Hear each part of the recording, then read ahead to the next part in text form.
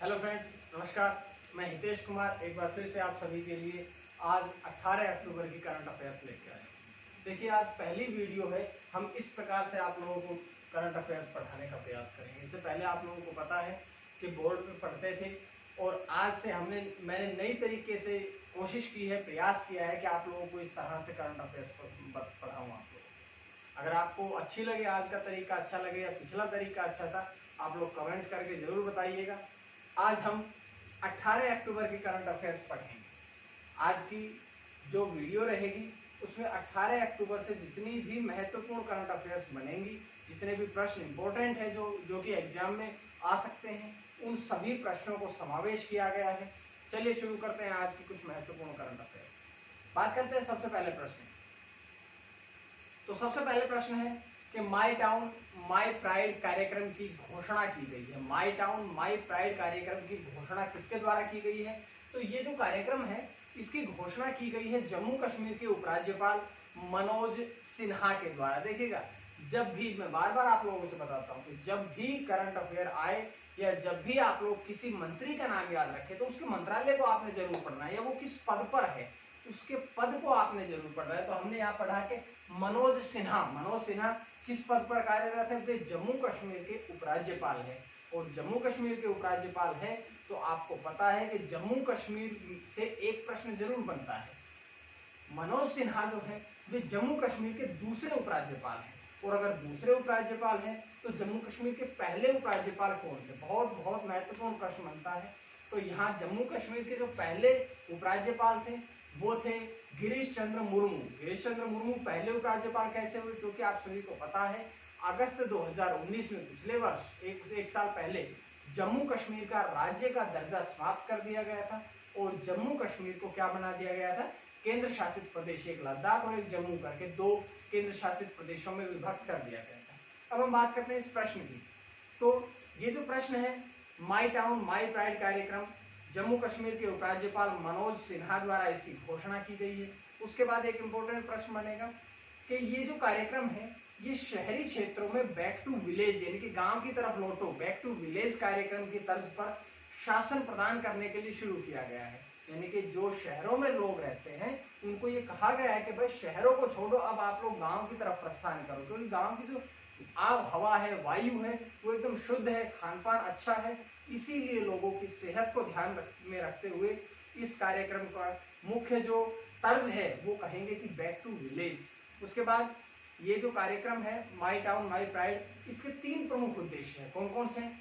सबसे पहले हम बात करते हैं कि कस्बों में सार्वजनिक पहुंच, पहला उद्देश्य। दूसरा उद्देश्य है जमीनी लोकतंत्र को मजबूत करना, और तीसरा इसका मुख्य उद्देश्य है दरवाजे पर सेवा प्रदान करना। तो ये 3 मुख्य उद्देश्य इस कार्यक्रम के हैं जिसका नाम है माई टाउन माई प्राइड। ये जानकारियां थी पहले प्रश्न से। उसके बाद हम बढ़ते हैं आज के दूसरे प्रश्न की तरफ। क्वेश्चन है कि पराली जलाने से रोकने के लिए नए आयोग का गठन करने की घोषणा की गई है। जो पराली जलाई जाती है उस पराली की जलाने को रोकने के लिए एक आयोग का गठन किया गया है। आप सभी को पता है कि इसकी घोषणा किसने करी है? इसकी घोषणा करी है सुप्रीम कोर्ट में। सुप्रीम कोर्ट को कह सकते हैं उच्चतम न्यायालय। उच्चतम न्यायालय, सर्वोच्च न्यायालय सुप्रीम कोर्ट के ही नाम है। चाहे आप सुप्रीम कोर्ट कहें, चाहे आप उच्चतम न्यायालय कहें, या आप कहें इसका एक और नाम बताया गया था सर्वोच्च न्यायालय।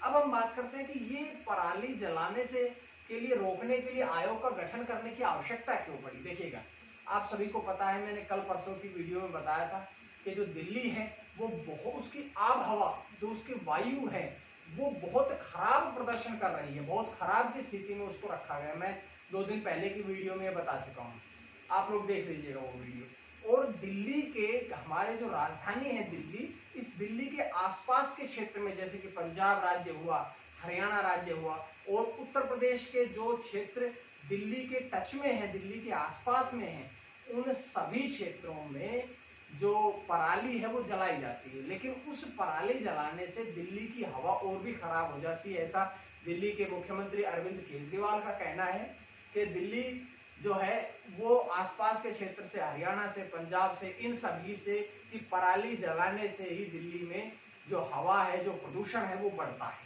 तो इस बात को देखते हुए दिल्ली के आसपास के क्षेत्रों में पराली जलाने से रोकने के लिए एक आयोग का गठन करने की घोषणा की गई। अब इसका उद्देश्य मैं सारी बातें बता चुका हूं कि प्रदूषण के बढ़ते स्तर पर नियंत्रण करना, क्योंकि जो लगातार प्रदूषण बढ़ रहा है उसको नियंत्रित करना भी इसका मुख्य उद्देश्य है। बात करते हैं कि अगर ये नया आयोग गठित किया जाएगा तो ये किसकी अध्यक्षता में नया आयोग गठित किया जाएगा, तो ये गठित किया जाएगा मदन बी लोकुर जो है वे सुप्रीम कोर्ट के पूर्व जस्टिस, पूर्व न्यायाधीश भी रह चुके हैं। उनकी अध्यक्षता में ये समिति का या आयोग का गठन किया जाएगा। अब यहाँ देखिएगा आप लोग कि आप लोगों ने देखा कि सुप्रीम कोर्ट के द्वारा ये घोषणा करी गई है कि पराली को जलाने से रोका जा सके, लेकिन आप लोगों ने ये भी देखना है कि भाई संविधान के कौन से अनुच्छेद में ये कहा गया है कि भाई सुप्रीम कोर्ट का वर्णन किया गया। तो सुप्रीम कोर्ट का जो वर्णन है वो संविधान के 124 से 147 अनुच्छेद तक ये उच्चतम न्यायालय या सुप्रीम कोर्ट या सर्वोच्च न्यायालय की संरचना का और इसके अधिकारों का वर्णन किया गया है। क्योंकि देखिए, एक हमने पढ़ा करंट अफेयर के साथ साथ में हमने क्या पढ़ा कि भाई ये अनुच्छेद कौन से कौन से में आता है। तो आप लोग इसी प्रकार से पढ़िएगा ताकि आप लोग हर एग्जाम को हर तरीके से क्लियर कर सके। तो ये था अगला प्रश्न। अब हम बढ़ते हैं अगले प्रश्न की तरफ। कापिला कलाम कार्यक्रम का शुभारंभ किया गया। तो कापिला कलाम कार्यक्रम जो है इसका शुभारंभ किसके द्वारा किया गया है, तो इसका शुभारंभ किया गया है रमेश पोखरियाल निशंक के द्वारा। रमेश पोखरियाल निशंक जो है उन्होंने अब कापिला कलाम कार्यक्रम का शुभारंभ किया है। अब अगर हम बात करें कि रमेश पोखरियाल निशंक वो कौन से मंत्रालय के मंत्री हैं, तो वे केंद्रीय शिक्षा मंत्री है। और आप सभी को पता है कि शिक्षा मंत्रालय किसका नाम परिवर्तित करके किया गया था। जब मैंने आप लोगों से वो पढ़ाया था नई शिक्षा नीति 2020, तो उस समय बताया था कि जो हमारा MHRD है उसका नाम परिवर्तित करके क्या कर दिया गया है, उसका नाम परिवर्तित करके शिक्षा मंत्रालय कर दिया गया। तो हमारे शिक्षा मंत्री कौन है, वे हैं रमेश पोखरियाल निशंक। तो इस बात को आप लोगों ने ध्यान रखना है। उसके बाद देखिएगा कि 15 अक्टूबर, मैं जब 15 अक्टूबर की वीडियो आई थी तो उस समय बताया था डॉक्टर APJ अब्दुल कलाम की 89वीं 89th उनकी जयंती थी। और इसी उपलक्ष्य में इसी अवसर पर ये कार्यक्रम की शुभारंभ करने की घोषणा की गई थी। ये कार्यक्रम मुख्य रूप से बौद्धिक संपदा साक्षरता और जागरूकता अभियान के लिए शुरू किया गया है, जिसका अगर हम उद्देश्य पढ़ें तो इसका उद्देश्य है शैक्षिक कार्यक्रमों के द्वारा भारत देश को आत्मनिर्भर बनाने की, ज्यादा से ज्यादा शिक्षा प्रदान करके लोगों को जागरूक बनाया जा सके, भारत को आत्मनिर्भर बनाया जा सके, ये इसका मुख्य उद्देश्य था।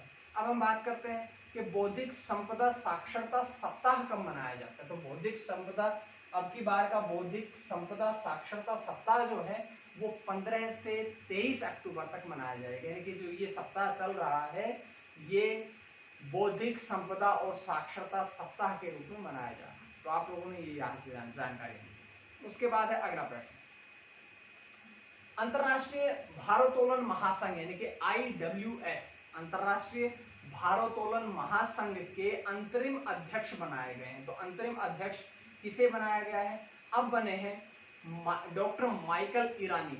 डॉक्टर माइकल ईरानी जो है वे IWF मतलब अंतरराष्ट्रीय भारोत्तोलन महासंघ के अंतरिम अध्यक्ष बने हैं डॉक्टर माइकल ईरानी। अगर हम बात करें IWF की, IWF मतलब अंतरराष्ट्रीय भारोत्तोलन महासंघ, अगर हम बात करें वे IWF में इस समय अभी तो बनाए गए हैं अंतरिम अध्यक्ष, लेकिन वो वर्तमान में किस पद पर कार्यरत थे, तो वे IWF मेडिकल कमेटी के अध्यक्ष थे और एंटी डोपिंग कमीशन के पूर्व अध्यक्ष रह चुके हैं। तो ये इस पद पर वो कार्यरत थे जिन्हें अब पदोन्नत करके क्या कर दिया गया है, अब उन्हें अंतरिम अध्यक्ष बना दिया गया है। उसके बाद बात करते हैं, देखिए यहाँ पर मैं बार बार कह रहा हूँ IWF, तो आप लोग पर ऐसे हिंदी में पढ़ लिया आप लोगों ने, अंतरराष्ट्रीय भारोत्तोलन महासंघ। अब हम बात करते हैं कि भाई ये IWF है, इसकी सबसे पहले तो फुल फॉर्म पढ़िए, आपने हिंदी में पढ़ लिया, ये देखिए ऊपर पढ़ा कि अंतरराष्ट्रीय भारोत्तोलन महासंघ। लेकिन अगर बाई चांस आपसे एग्जाम में इसकी इंग्लिश में पूछ लिया जाता है कि भाई इसकी इंग्लिश में बताइए फुल फॉर्म क्या है, तो IWF मतलब international weight lifting federation, international weight lifting federation, ये इसकी फुल फॉर्म है। उसके बाद में हम बात करते हैं कि जो IWF है, इंटरनेशनल वेट लिफ्टिंग फेडरेशन है, इसकी स्थापना कब हुई? तो इसकी स्थापना हुई थी 1905 में। मुख्यालय कहाँ पे है? मुख्यालय है इसका बुडापेस्ट, हंगरी में। और वर्तमान में इसके अध्यक्ष जो हैं, वर्तमान में इसके जो अध्यक्ष हैं वे कौन है? वर्तमान में इसके अध्यक्ष है उर्सुला पपनरेगा। तो वे इसके अध्यक्ष हैं, जो कि ये सारी जानकारियां मैंने आप लोगों से इस प्रश्न से बता दी। देखिएगा, प्रश्न सिर्फ इतना सा था, 2 लाइन का खत्म, 1 लाइन का खत्म, लेकिन इसके बाद में हमने 3 लाइनें पढ़ी। क्यों? क्योंकि जब आप करंट अफेयर के साथ में थोड़ी सी जीएस पढ़ लेते हैं तो आप लोग मानसिक रूप से एग्जाम्स के लिए तैयार हो जाते हैं। इस बात को आप लोगों ने ध्यान रखना। और अगर आपको ये याद भी हो, जैसे मैं कहता हूँ IWF की फुल फॉर्म क्या है, अगर आपको याद भी है तो आप उसको जब मैं बताता हूं तो उस समय आपने उसको दोहराना है, उसकी स्पेलिंग मिस्टेक देखनी है, उसको आपने इस प्रकार से याद है। जो याद हो वो आपको दोहराते दोहराते चलिएगा, और जो याद नहीं है उसको आप कैच करते चलिएगा, याद करते चलिएगा। इस प्रकार से आप लोगों को याद बहुत ज्यादा करने की आवश्यकता नहीं है, बल्कि आपको याद आराम से होगा, बस आपको रिवाइज करने की आवश्यकता है। तो ये था अगला प्रश्न। उसके बाद अगला प्रश्न पढ़ते हैं। केवल महिलाओं को सरकारी नौकरियों में 33% यानी कि 1/3 आरक्षण देने की घोषणा की गई है। भाई ये कौन सी सरकार ने कर दी कि महिलाओं को सरकारी जो नौकरियां हैं उसमें 33% कंफर्म उनको नौकरी दी जाएगी? तो कौन सी सरकार ने घोषणा करी है? ये घोषणा करी है पंजाब सरकार द्वारा। पंजाब सरकार ने ये कहा है कि भाई जो हमारे राज्य में जितनी भी नौकरियां निकलेंगी, जितने भी सरकारी पद निकलेंगे, जितने भी सरकारी वैकेंसियां निकलेंगी, उन सभी सरकारी वैकेंसियों में महिलाओं को 1/3 हिस्सा देना ही देना पड़ेगा। ये पंजाब सरकार द्वारा कहा गया। और सबसे पहला जो इसका फायदा है इस आरक्षण का सबसे पहला फायदा लाभ है कि पंजाब सिविल सेवा में जो सीधी भर्ती होगी, उस सीधी भर्ती में सबसे पहला इसमें लाभ होगा। और यहां देखिएगा कि जो 33% आरक्षण दिया गया है, इस 33% आरक्षण का कौन से नियम के अनुसार दिया गया है, कौन से नियम के तहत ये कदम उठाया गया है? तो ये आरक्षण पंजाब सिविल सर्विसेज नियम 2020 के तहत दिया गया है। तो ये बहुत इंपॉर्टेंट था, क्योंकि एग्जाम में इस प्रकार के प्रश्न बन जाते हैं। वो ये नहीं पूछते कि किसने दिया है आरक्षण, 33% दिया है, कितना परसेंट दिया है, किसने दिया है। वो बाई चांस ये पूछ लेते हैं कि ये कौन से नियम के अंतर्गत दिया गया है। तो आप लोगों ने इस प्रकार से इसको पढ़ना है, ठीक है। तो ये थी जानकारी यहाँ से। उसके बाद है अगला प्रश्न,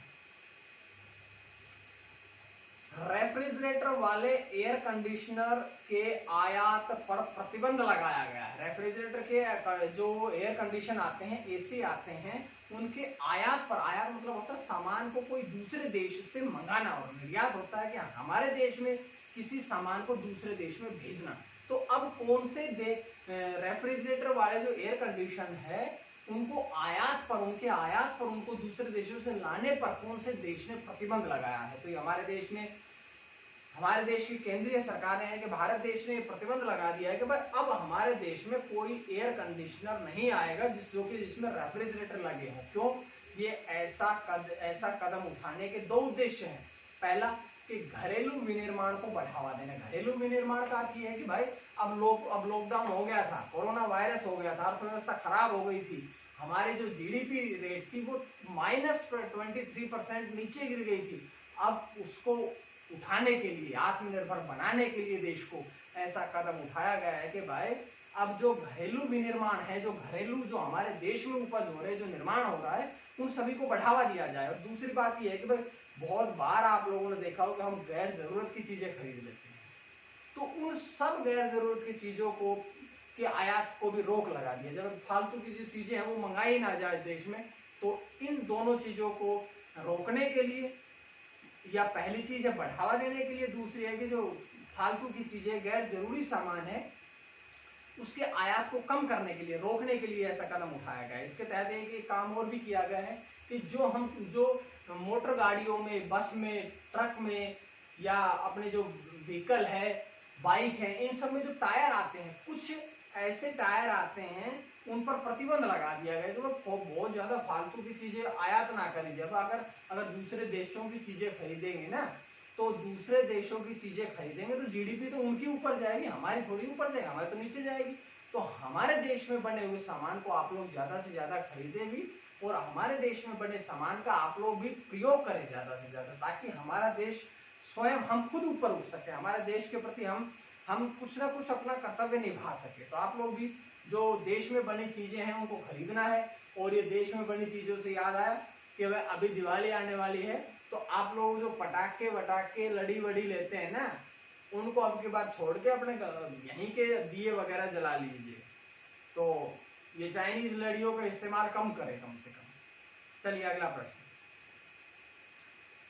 किसानों को कॉटन प्लकिंग मशीनें वितरित की गई है। किसान जो है हमारे किसानों को 95 कॉटन प्लकिंग मशीनें वितरित की गई है। कॉटन मतलब कि जो कपास होता है उसको बीनने वाली जो मशीनें हैं उन सभी को वितरित की गई है। सबसे पहले तो बात करता हूं मैं कि ये किसके द्वारा वितरित की गई है। ये नेशनल फर्टिलाइजर्स लिमिटेड NFL द्वारा वितरित की गई है। और अगर मैं बात करूं कहां पर की गई है, तो सबसे पहला तो सादलपुर और दूसरा है हिसार। हिसार और सादलपुर दोनों क्षेत्रों में ये मशीनें वितरित की गई हैं। और एक आता राजस्थान के अंतर्गत और एक आता हरियाणा के अंतर्गत, यहाँ पर ये मशीनें वितरित की गई है।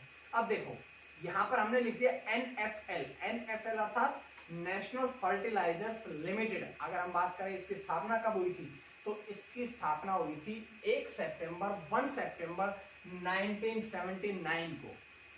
1 सितंबर 1979 को इसकी स्थापना हुई थी। इसका मुख्यालय कहाँ पे है, तो इसका मुख्यालय है नोएडा में। नोएडा को आप लोग ध्यान रखिएगा, बहुत बार प्रश्न गलत करते हैं। नोएडा दिल्ली में नहीं, नोएडा उत्तर प्रदेश में, ठीक है। उसके बाद एक और प्रश्न यहाँ से बन सकता है कि भाई जो चेयरमैन कौन है इसके, ये जो नेशनल NFL है इसके चेयरमैन और प्रबंध निदेशक यानी कि MD कौन है, तो वीरेंद्र नाथ दत्त जो हैं वे NFL अर्थात नेशनल फर्टिलाइजर्स लिमिटेड के चेयरमैन है और इसके प्रबंध निदेशक है। प्रश्न बहुत इंपॉर्टेंट था। उसके बाद है अगला प्रश्न, द बैटल ऑफ ब्लॉगिंग।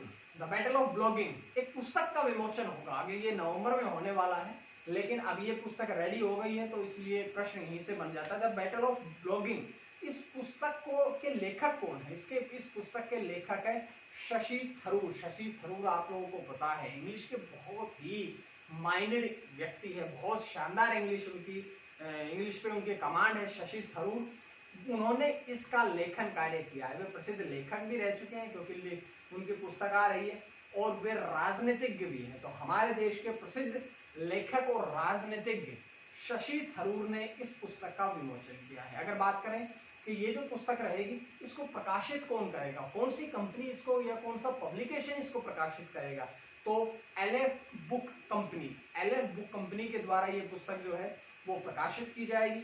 और ये पुस्तक जो है ये इसमें भारत में राष्ट्रवाद के सिद्धांत और विकास और अभ्यास का वर्णन किया गया है। अब एक छोटा सा प्रश्न हो आता है, Why I am a Hindu, ये पुस्तक भी शशि थरूर की थी। Why, देखिए नीचे लिखा भी है कि Why I am a Hindu, ये पुस्तक जो है इस पुस्तक का Why I am a Hindu, इस पुस्तक का विस्तार कौन सी पुस्तक में है, द बैटल ऑफ ब्लॉगिंग। इस बात को आपने ध्यान रखना है। दोनों ही पुस्तकें जो हैं वो शशि थरूर की है और एक पुस्तक का विस्तार करके अब दूसरी पुस्तक लिखी गई है। यहां से जानकारी आती है। उसके बाद है एक प्रश्न और कि कपिल देव कामत का कोरोना वायरस के कारण निधन। पहली बात तो ये कि कपिल देव कामत जो थे वो कौन थे, वे बिहार के पंचायती राज मंत्री थे। बिहार के पंचायती राज मंत्री के रूप में वो कार्य कर चुके हैं। और अगर बात करें वे बिहार के कौन से विधानसभा क्षेत्र से थे, ऐसा भी तो कई बार प्रश्न पूछ लिया जाता है ना। तो आप लोगों ने पढ़ना है कि वो बिहार के बाबू बरही विधानसभा क्षेत्र से जेडीयू अर्थात जनता दल यूनाइटेड के विधायक थे। जेडीयू जनता दल यूनाइटेड, ये बात प्रश्न पढ़िएगा क्योंकि हम यहीं से पढ़ेंगे कि जेडीयू की स्थापना कब हुई है। तो जेडीयू की स्थापना हुई है 30 अक्टूबर 2003 को। और इसके अध्यक्ष की अगर हम बात करें तो इसके अध्यक्ष हैं नीतीश कुमार। प्रश्न इंपॉर्टेंट था, ये जानकारी थी। अब मैं आपको बताऊं कि कल एक प्रश्न जो था वो छूट गया था। मैं आप लोगों को कल एक प्रश्न नहीं बता पाया था, जो कि मैं आज की वीडियो में आज का अंतिम प्रश्न करके इसको बता देता हूं कि राष्ट्रीय सुरक्षा गार्ड एनएसजी, राष्ट्रीय सुरक्षा गार्ड का 36वां स्थापना दिवस मनाया गया। तो 36वां स्थापना दिवस कब मनाया गया? इसका 36वां स्थापना दिवस मनाया गया 16 अक्टूबर को। 16 अक्टूबर को एनएसजी यानी कि राष्ट्रीय सुरक्षा गार्ड का 36वां स्थापना दिवस मनाया गया। उसके बाद प्रश्न देखिएगा कि अगर हम बात करें कि भाई एनएसजी की स्थापना कब हुई थी, इसकी स्थापना, तो इसकी स्थापना हुई थी 1984 में, ठीक है। 1984 में एनएसजी की स्थापना करी गई थी। और जो हमारा एनएसजी है ना, इसे ब्लैक कैट के नाम से जाना जाता है। ब्लैक कैट कौन है? हमारा एनएसजी। एनएसजी मतलब राष्ट्रीय सुरक्षा गार्ड को ही ब्लैक कैट के नाम से जाना जाता है। अगर बात करें इसके मुख्यालय की, तो नई दिल्ली हमारे देश की राजधानी भी है, और राष्ट्रीय सुरक्षा गार्ड का मुख्यालय जो है वो भी कहाँ पे है? नई दिल्ली में। एक अंतिम प्रश्न है आज की वीडियो का कि एनएसजी के वर्तमान में महानिदेशक कौन है? तो एनएसजी के महानिदेशक है अनूप कुमार। ये थी आज की कुछ महत्वपूर्ण करंट अफेयर्स। उम्मीद है आप सभी को वीडियो पसंद आ रही होगी, और अगर आप सभी को वीडियो पसंद आती है, पहली बात तो ये कि आप लोग बताइएगा कि आज किस तरीके से पढ़ना पसंद करेंगे, आज का तरीका ठीक है या नहीं है, और पिछला जो तरीका था वो भी आप लोग देखिएगा। इस प्रकार से मेरे हिसाब से ठीक है, बाकी आप लोग अपनी राय जरूर दीजिएगा। आज की करंट अफेयर इतनी ही। माँ सरस्वती की कृपा आप सभी पर बनी रहे। अब हम मिलते हैं कल, तब तक आप लोगों का बहुत बहुत धन्यवाद। नमस्कार।